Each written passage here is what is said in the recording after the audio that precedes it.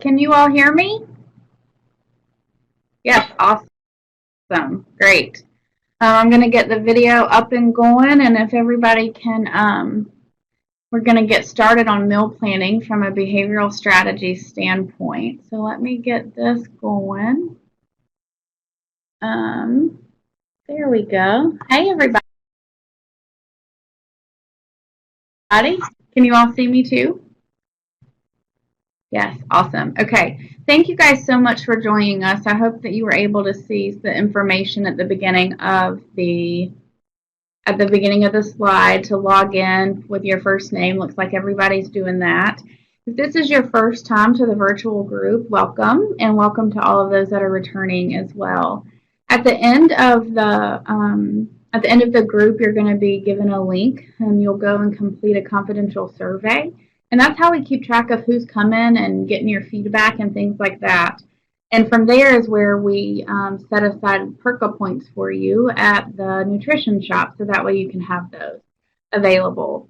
Feel free to comment in the chat box if you have questions. I'll do my best to see those and answer as soon as I can. I'll be asking you guys some questions and giving you time to answer that as well. So we'll go ahead and get started, everybody. So today we're going to be talking about meal planning from a behavioral strategy standpoint. I'm really excited about this topic and hope you guys will plug along with us and ask questions when you need to. So first, what you can expect to learn today. When we think about meal planning, I want us to talk, and we're going to talk about the 3 P's of meal planning. We're also going to just think about some helpful tips that can work for you guys. What happens if you don't plan? What if planning is not necessarily a strength of yours? So what if you're thinking, oh my goodness, I don't plan ahead, that's not what I do. We'll talk about that too. And then getting started. What is a good place to start if you're not somebody that's typically used meal planning before? And logging. What does logging have to do with it, right? So we'll jump on in. So the 3 P's of meal planning. Have any of you all ever been to Kevin Hampton's group that he leads for us where he talks about the 5 P's? Anybody?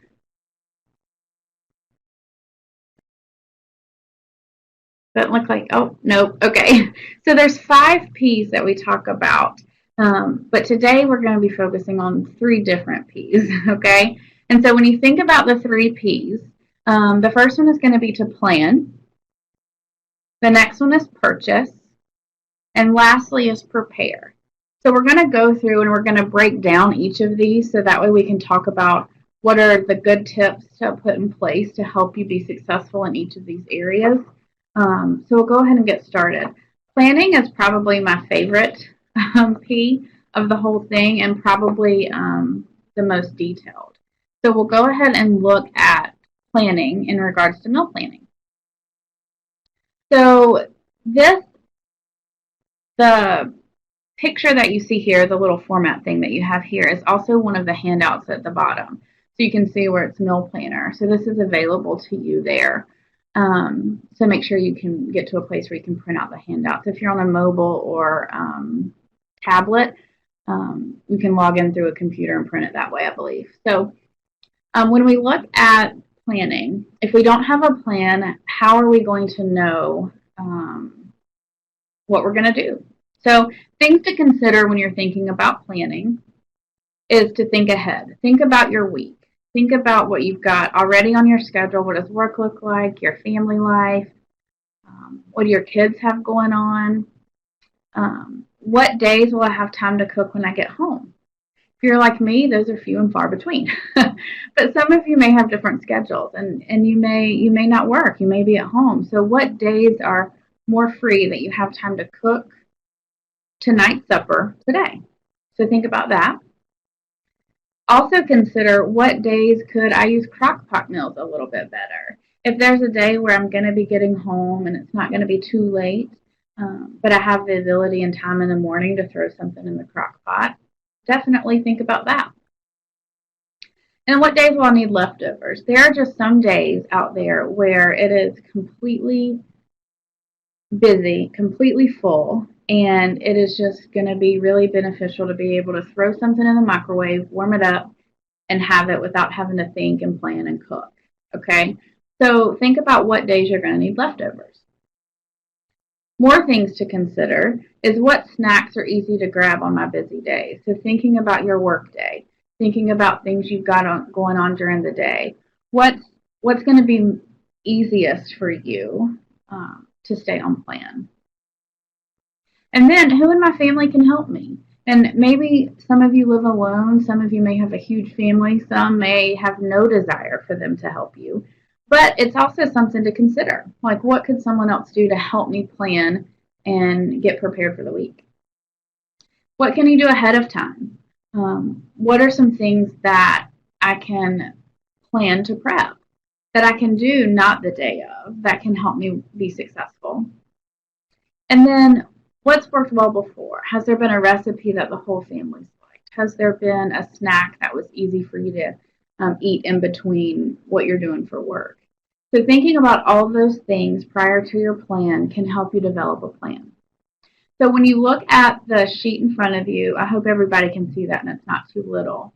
But I developed this in order to kind of write down what's going to happen. So Monday, you look, there's 6 eating episodes. Not everybody gets 6 eating episodes. Some people have 5.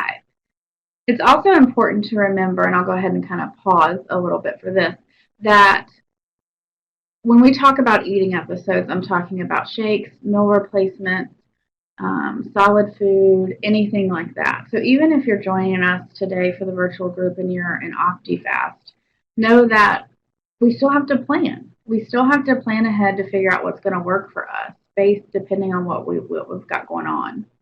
So, like, look at Monday. There's eating episode 1 all the way through 6. So let's say you're somebody that eats a shake every morning. Well, you can very clearly go through and write shake all the way across on eating episode 1, right? Same with eating episode 2. Maybe there's 2 snacks that you really typically eat often. Maybe it's boiled eggs, maybe it's yogurt, maybe it's almonds. Go ahead and write down what you need there. If you know that Wednesday you're going to be traveling to a meeting or to somebody's home or running a kid somewhere, maybe it's best to pack a snack that doesn't need to have refrigeration or doesn't need to have a spoon. Maybe you need to have a pack of nuts that day. So that's when the things we consider can really help us fill this out. So then work your way through all of that. Work your way through planning all of that so that you get it on that paper in that first top chart. So that's the plan. And then from there, make your grocery list after you fill out your plan. And then write down prep. What can I do ahead of time? And we'll talk a little bit more about that. Does anybody have any questions or comments on the planning part of the 3 Ps before we move on? No questions? Anybody have anything that they specifically do for planning ahead that they found really, really helpful for them?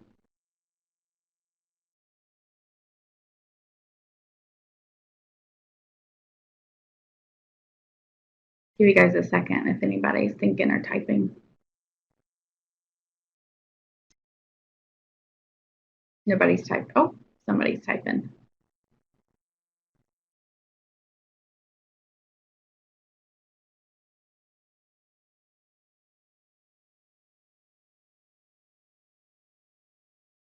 Takes it a while.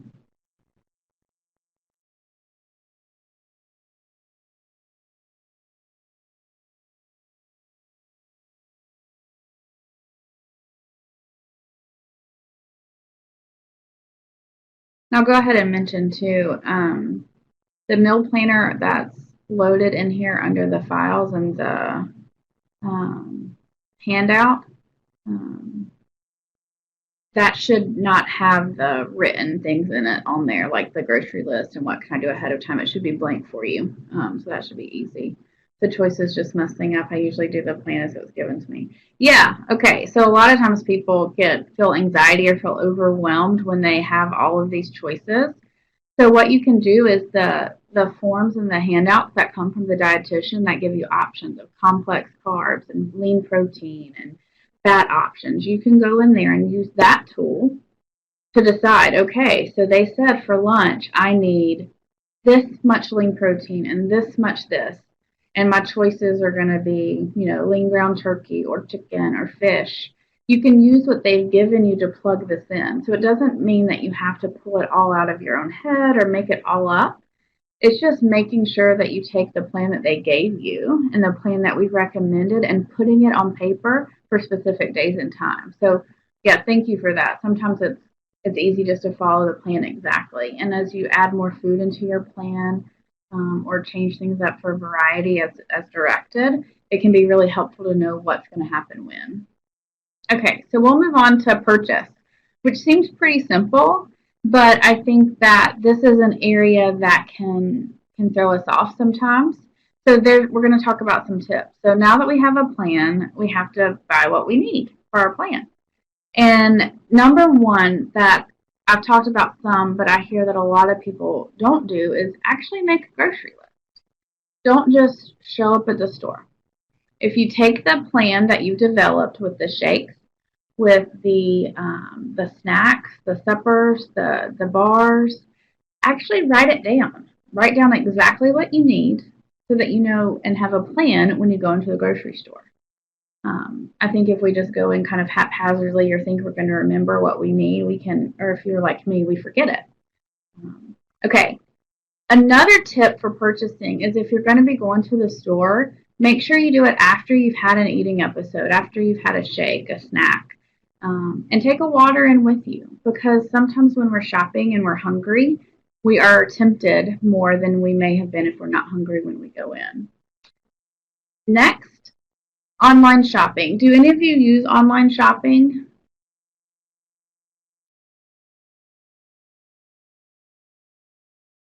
Several people are typing yes, yes.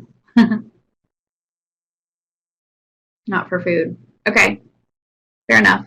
So I've not always used online shopping, but I highly recommend it for people. And I'll talk about a couple different reasons why. I've listed here Lowe's, Harris Teeter, and Walmart are the three that I know of for online shopping.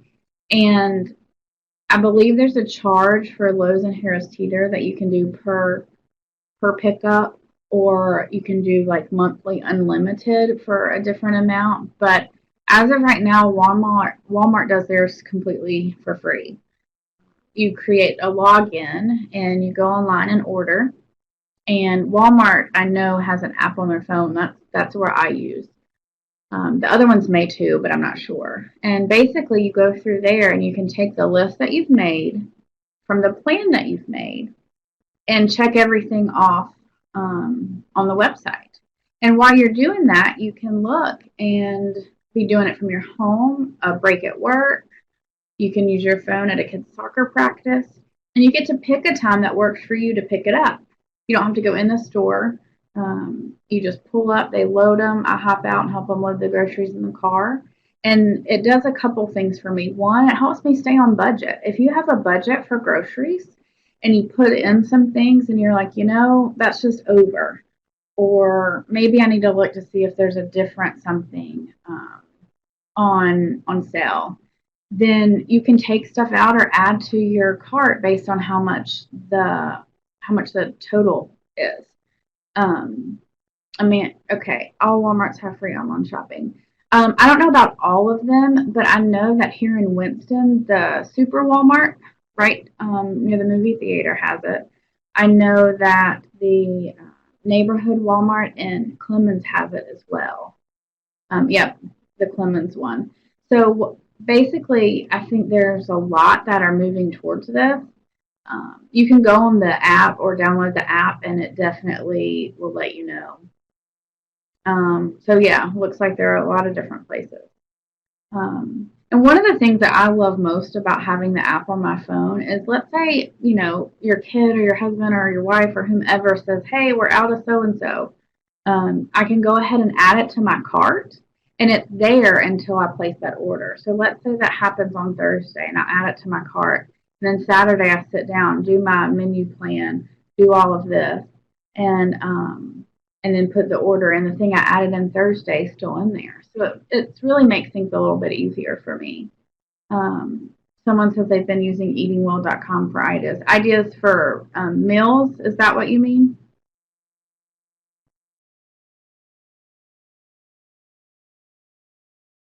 Yeah. I've not heard of that, but definitely I think there's some really great websites out there that have really good recipes, and we'll talk a little bit about that. Um, Another thing that I want to suggest, and I didn't put it on the PowerPoint because I was just thinking about it, is there's also some home delivery produce places. So different local produce places that deliver food to your home. So that's another option to be able to look into that. And I know that there's several around. And then lastly, I think it's important that when you go to the store that you try to get everything you can. Because if you're actually going into the store, you can get triggered kind of over and over again with some unhealthy foods if you're having to stop multiple times a week. And if you're planning ahead and you have that and you make your list, it makes it a lot easier to just get everything you can in just one trip. So these are all the tips that I have down for purchasing. Does anybody else have anything different or something that they want to add that they found that's helpful for them?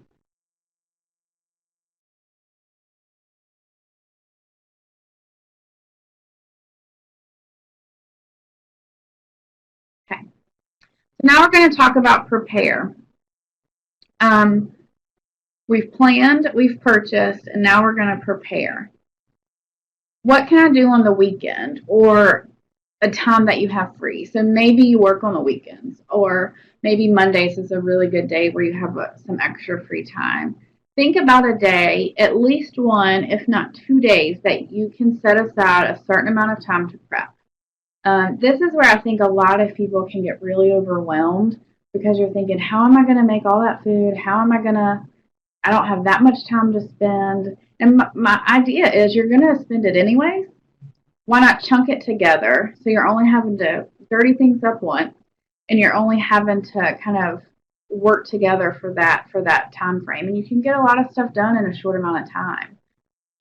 So once you think about what works for you, then choose a specific time and plan for that. Just like you plan what days you're going to work out, what time you have your appointment. Sundays at 3 is going to be your meal prep time, or Mondays at 6. Go ahead and get that in your schedule. Um, Invite others to help you, and you may be thinking, "There's nobody that's going to help me do this," but they may.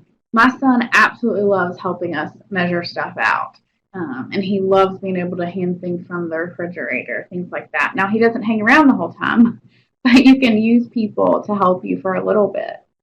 And make it fun. Turn the music up loud. Have your family in there if you want. Um, just enjoy kind of setting yourself up for success. Ways to prepare. And these are just some that I just pulled off of things that I find really, really helpful for my family. Pre-portion the snacks. Like I said, I know a quarter cup of almonds is a serving, or 28 grams. So go ahead and measure. Go back to look at your sheet, the one that we planned everything. And if there's 4 days four different snacks you have listed for nuts, then go ahead and pre-portion 4 out. Boil and peel eggs. If eggs is one of your snacks or one of the things that you use in your meal plan and it's on your sheet, go ahead and boil and peel them and stick them in the fridge.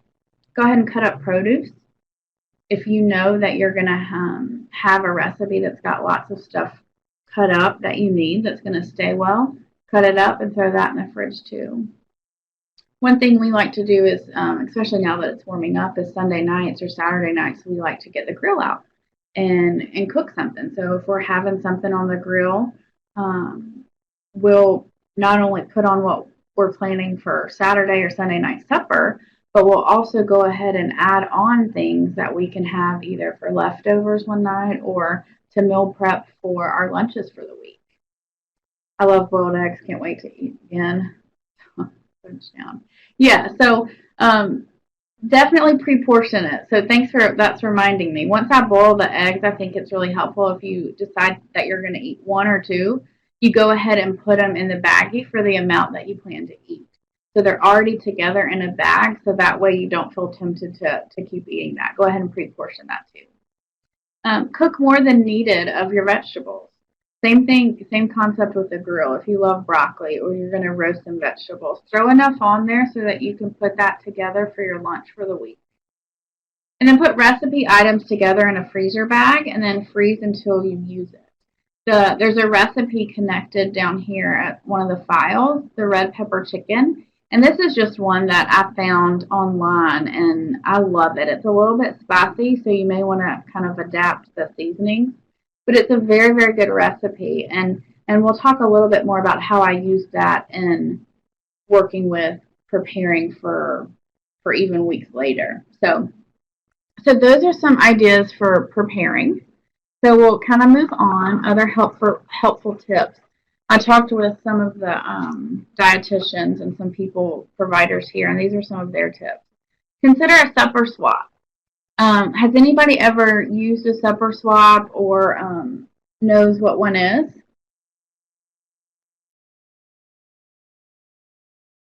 Doesn't look like, yeah, somebody typing.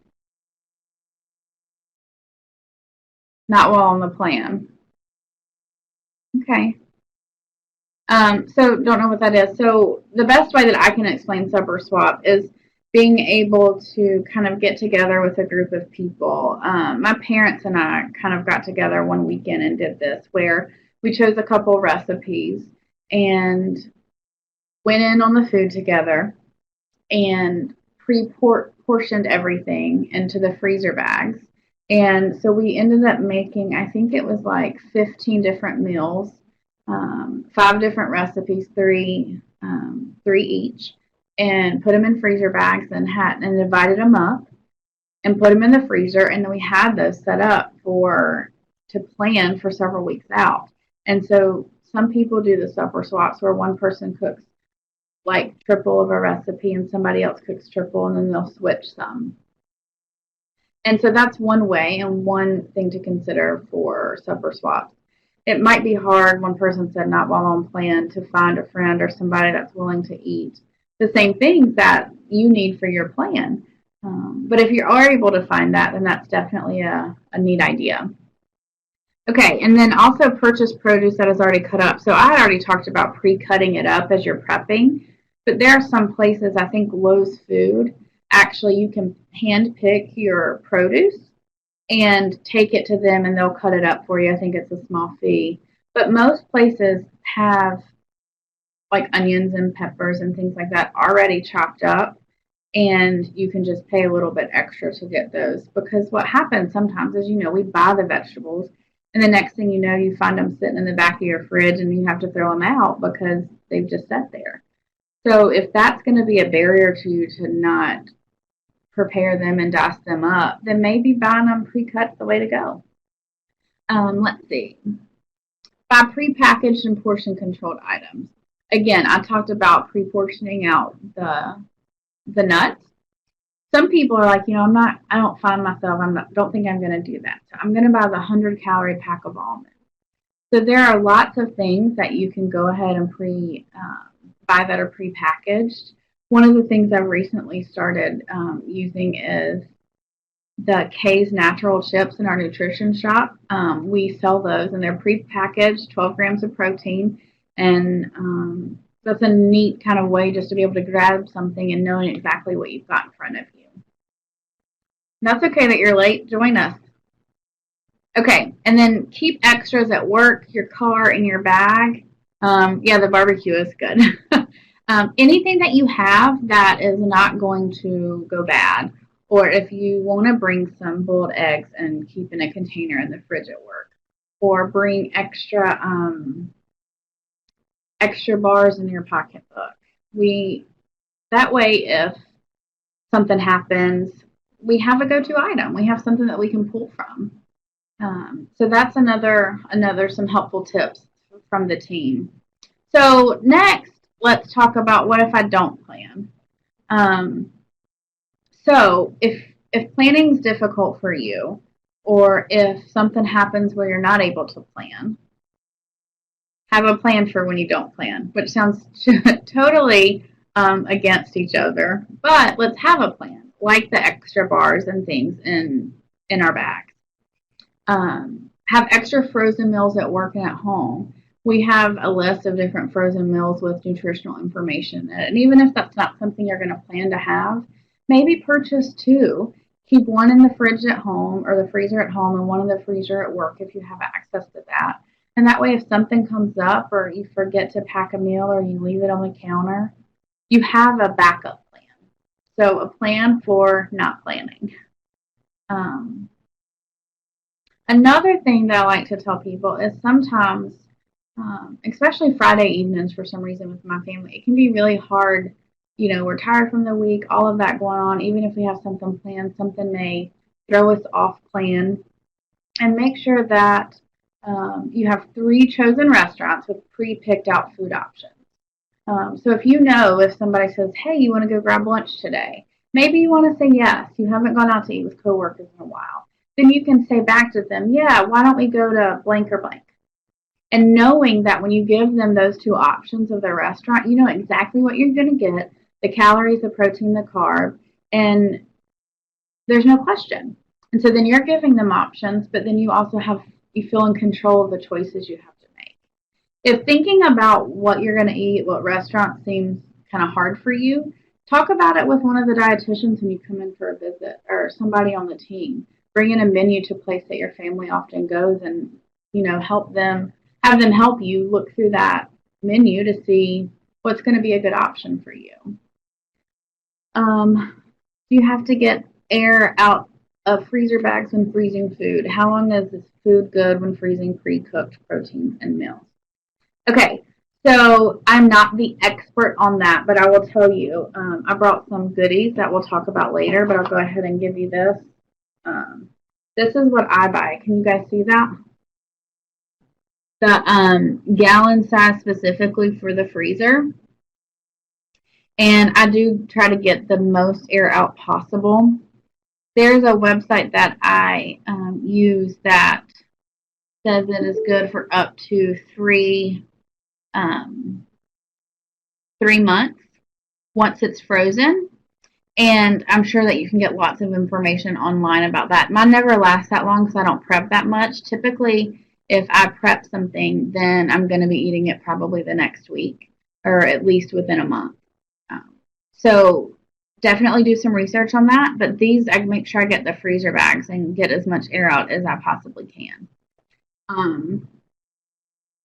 They've worked for me. So somebody said, do they work as good as the vacuum sealers?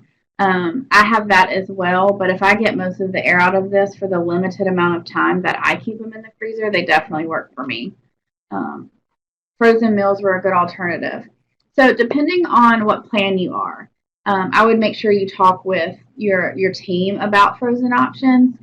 I know that some people, depending on where you're at in your plan, if you're Optifast or Essentials, there are some frozen meals that we definitely recommend for people, especially when it's compared to the alternative. Where if you have a frozen meal, I like the cafe steamers. If you have the frozen meals at work for an emergency, or you end up going to eat somewhere where you make an off-plan choice, which one is going to be different? Probably the cafe steamer is going to be a higher quality option and planned than eating out unplanned. Does that make sense? Can you freeze chicken with some bouillon broth to help with dryness? I've never done that, but one of the things that, and the recipe that I sent you is from a website that I found really helpful. A lot of her stuff is free, but it's certain things that you freeze, and then there's certain things that you need day of. So I know that there was a couple of recipes where I froze the vegetables, the meat, all of that together, and then you thaw it. You put it in the fridge to thaw the night before, and then I put it in the crock pot the next morning and added chicken broth or whatever it calls for to do that. So a lot of times these recipes, if you look up like crock pot freezer meals or things like that, will tell you specifically what to do based on that item. Does that help? Does that answer that question? Yeah. Okay, good. And then what if you don't plan? So the last thing that I want to say is give yourself grace, because we do our best to plan. Planning is one of the things that helps people stay on plan. And but life happens. So strive for progress, not perfection. Do more than you did last week. Learn from what didn't work. Learn from what did work, and ask around. Ask the providers. Ask the people that come to group with you. What are things that they really like to do? So now probably some of you may be feeling this way. What if this is overwhelming? Planning comes very naturally to me. That's one of the strengths that I have, and so I feel like this kind of thing really excites me. But I know I have a best friend who head may just explode if she saw all of this, and so I know that it does not come naturally for everybody, and it may be something that you are like, I don't even know what to do. Even with all this information, I'm overwhelmed. So if that's you, don't panic. Don't panic because you can definitely get stuff done. Start small. Pick one of the, yes, it is overwhelming because of stressful schedules. Um, and and because of that is my proponent to you is why it's even more important. Truthfully, I save time when I sit down and put this out on paper, stick the plan to the fridge. Everybody knows what's happening, what's going on, and then you can plan that. Another thing, and this is kind of off topic, but I think it's important. When you prep, like meal prep, like batch prep on like Sundays for us, the stuff just needs to be reheated, right? And so the time throughout the week where it's increased stress, different timing, trying to get your workout, your appointment, your family time, sleep, all of that in, having had already set aside time to cook really, really helps. So the more stressful your schedule is, the more I think the three P's are important. So another thing, and I've said this a couple times, ask your family for help. So does that mean somebody else needs to take on another responsibility in the house that normally is yours? Does that mean that on a certain day that person needs to go ahead and put the green beans on before you get home, or to cut up the salad? Or does that mean that they need to run some kids' errands, things like that, because you're going to be home and prepping? Does that mean having somebody ask, watch the kids so you can go to the grocery store by yourself? Let's go. I'm going to scroll back up a little bit to see if I can get some of these comments.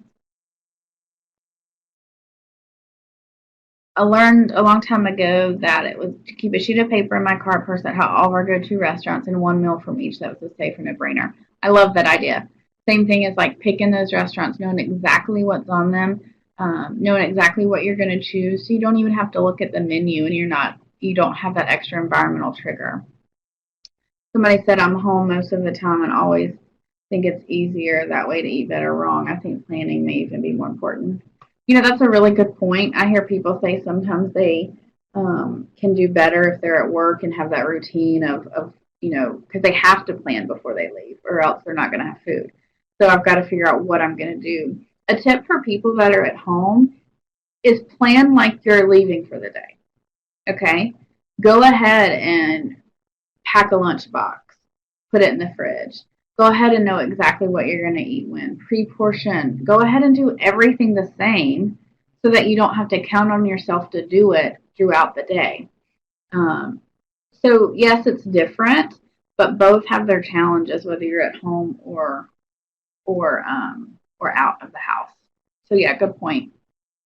Ask your family for help. And then also the last thing, and this has happened to us before at my house, don't try a new recipe every day of the week. That's overwhelming. Stick with some tried and true things that really work for you, that are, on plan, simple, easy. And then maybe choose like one recipe a week. Like, hey, this Sunday we'll be home. I found this new recipe. I'm gonna make that. So that way you're not overwhelmed. And plus, if you don't like it, at least you have backup plans for other things. Somebody said that's a great idea. I work from home. Yeah. Plan your day just like you would if you're going into an office, not at your house. That's perfect. Okay. So hopefully you're not as overwhelmed anymore. So what do we need to get started? So now we have information. And some of you may already be doing some of these things, but if you're not, let's figure out how we get started. Okay, so here's my show and tell. Are you guys ready? What do we need? Go-to items. Okay, so I showed you my gallon size. I can't see. Can y'all see? Okay, gallon size freezer bags. So here they are. I really, really like these for the frozen crock pot meals. The next thing is these Ziplocs. I guess it doesn't have to be Ziploc brand, but these little baggies. So the snack size baggies work perfect for my portion of nuts. And the boiled eggs we talked about, you can throw, anything you want in here. Some of you may be familiar with those P3 packs, the P3 protein packs that come with like cheese, chicken, and like almonds or whatever. I've even made my own in here. So I've put, because it's cheaper, I buy all this stuff and then portion it out and put it in here and make my own Jordan protein packs. Yeah, you're right. And the small bags make it look like there's more food. It does. So these are perfect size. So I definitely like to keep these handy. Another thing, measuring cups. Okay. I know we talk about tips and tricks to use our eyes to look at like the palm and the deck of cards and the golf balls and all of that, the sizes to be able to measure food, which is really, really handy. But when you can use this, I think it's really, really helpful. Along with that, if you don't have, I would recommend purchasing a little digital scale like this, because there are some things that are extremely easier to weigh. I really like this one, and I'm sure they all do this, but maybe not, because you can like zero it out. So like you can put, not the whole box, these aren't opened yet, but you can put your little empty bag here and then zero it out, or a plate for that matter, zero it out and put your chicken, your nuts, whatever you want on here and weigh it. So that way you're not questioning what you're eating. You're not underlogging or overlogging. You're just really, really doing what it says. So I'd get yourself a scale. And then lastly, if you don't have any, I would highly recommend some kind of like separated container, and making sure that you can put stuff in here for lunches, separated things. And if you have leftovers sitting out for supper and you know that you're going to take them to work, don't put them all in one big Tupperware container. Go ahead and put them in here. Go ahead and put the green beans and the 4 ounces of lean protein in here. That way you're already packed, because oftentimes I know we always put all the leftovers up, like all the meat in one thing and all the vegetables in one thing. So then to take it to lunch, I'd have to go and get that back out, get one of these back out, and package it again. But if you go ahead and package it when you're putting it up, there's a step that's already gone. Those are just a couple items that I think are really, really helpful for getting started when you're thinking about meal planning. And start small. I've said it already, I believe, but just start small. Pick one thing and go from there. Make sure that you set yourself up for success and tackle something that is going to really help you in your life and your individual plan. Okay. Ask providers for tips. So when you come into your appointments, ask them what they do. What's helpful for them? What have they heard is helpful for other people? If you come up with a particular problem that you've got going on, or an issue at home that you're struggling with in regards to kind of planning and time management with this, ask somebody. It's always good to get a multitude of ideas, because everybody is so different with their schedules and their individual plans. Okay, so now this isn't quite meal planning, but I thought, why not talk about it? You want me to log that. Okay, so Jordan, we have this recipe. It doesn't have a barcode I can scan. How am I supposed to log it so that you guys know what I'm having? I'll have an answer to that. Use MyFitnessPal. And there's other apps too that people definitely can use. I'm not saying this is the only one, but this is just the one that I'm more versed in. So pre-log your food for the day. So if you pre-log the food for the day, which should be easy to do because remember that big plan we had at the beginning? We already know what we're going to have. And so that helps ensure that you have a plan. If you go to log your food for tomorrow and you're like, I have no idea what I'm having, then we need to take a step back, figure out what you're having so that you can plan and prepare for it. And logging kind of helps keep us accountable for that on the front end too. And then pre-log while you're meal prepping. Okay, and this is what I'm really talking about as far as like the recipes. If you're cooking something, a big recipe, and you know that you're going to have, it makes 4 servings, and you're going to have that for lunch for the week. How do we scan that? Has anybody ever used the recipe function in MyFitnessPal before? No. Okay, good. Yes, yes, yes. Awesome. Okay. I'm going to do a quick review of it. And this is, I screenshotted some of mine because I like the recipe function a lot. So you may not be able to see that, but I don't know if I'm going to try something. Bear with me. Can y'all see what I'm doing? Maybe I shouldn't have tried that. I'm going to take it off. Okay. Right here, if you see my mouse, the that more button is what you're going to want to click. So you're going to click that more button in your MyFitnessPal, and you're going to click meals, recipes, and foods. Okay. So right there will take you into the next section, which is here. All right. And you can see I put some stuff in. I don't even know when all of this is from, but oh, thank you. You can make the screen bigger. So then once you're in here, you can create a recipe. You can actually see my protein packs right there that I was telling you guys about. And there's red pepper chicken. So based on what I used for this recipe down here that you have in your handout, and I entered in everything, that was the total of it for 1 serving, which was 1/4 of the dish. Okay. So let's say you have nothing in here. You can click create a recipe, and that takes you here. I went ahead and pre-typed before I screenshotted. You just put the title of it so you know how to recall it, and then how many servings, which most recipes have that listed on their recipe, right? And then if you hit next, which I didn't put that next, what it'll happen is it'll give you the option to manually add the ingredients or enter them from online. I've only ever used manually add them. And when you manually add them, you do it just like you do any other food. So you can look up boneless, skinless chicken breast and put 16 ounces because you're going to use a pound, right? And then I think for this red pepper chicken recipe, you're going to put in there, I don't remember exactly what it was, but you can put a cup of diced onions in there. Basically what it does is it takes all the calorie information for you for the recipe, divided into 4, and then it gives you what it would be serving wise. And you only have to do that one time. So then any time that you have that recipe again, you just search red pepper chicken or whatever it may be, and it pulls right up. So this is a really neat way to be able to log and plan ahead for recipes or items that don't necessarily have a barcode to scan.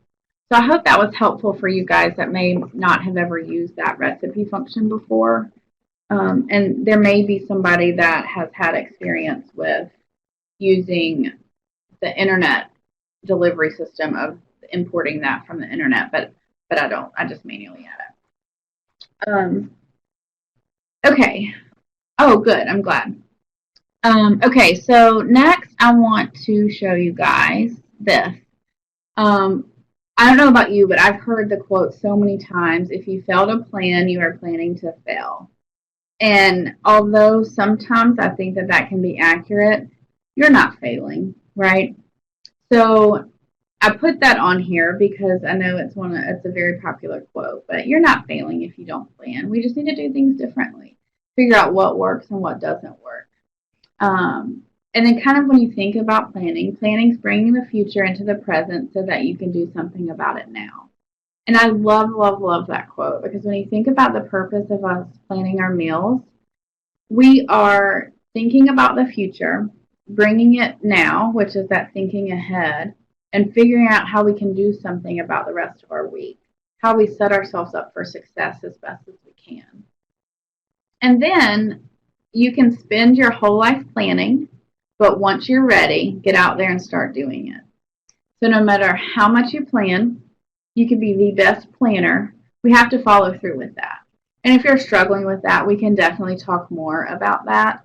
But by getting a plan in place, writing it down, it truly helps with accountability. And it really helps with being able to stay focused and stay on plan. So that's all that I had planned for today. I'm going to stay on for a little bit if anybody has any questions or comments that they think would be helpful. Another quote. Thanks. Yeah, you can find all kinds out there. Those are my 3 favorites. Does anybody have any questions or comments that they want to add before we end our group for today? Well, I'm letting y'all have some time for that. Once the meeting is over, I'll click end meeting and you'll be routed to a link where you can complete a survey. And the survey serves a couple purposes. One, to give us feedback on how we're doing, what you like, what we need to improve on. And also it allows us to give you credit for your PERCA points for attending group today. And if for those of you that, thank you, make sure you don't have pop-ups blocked. And if for those of you that have never received a PERCA point through the virtual group, what you'll do is your name from the survey will be sent to the nutrition shop, and she'll have a list of people who will come by, and you can get a PERCA point from the nutrition shop at your next visit. So the PERCA points get added that way. Is there a way to print this PowerPoint? The PowerPoint, no. I don't believe so. Maybe we can ask. You're welcome. Maybe we can ask Josh, our tech guy. But it will be on a replay. So if you guys are signed up for the newsletters, whether you're Optifast or Essentials, we do record these virtual groups and anonymize your names, and then you can watch it from there. The handouts are the bottom file. The ones that are available are the meal planner and the recipe just that I had included here for one of the things that I like to prep ahead and freeze.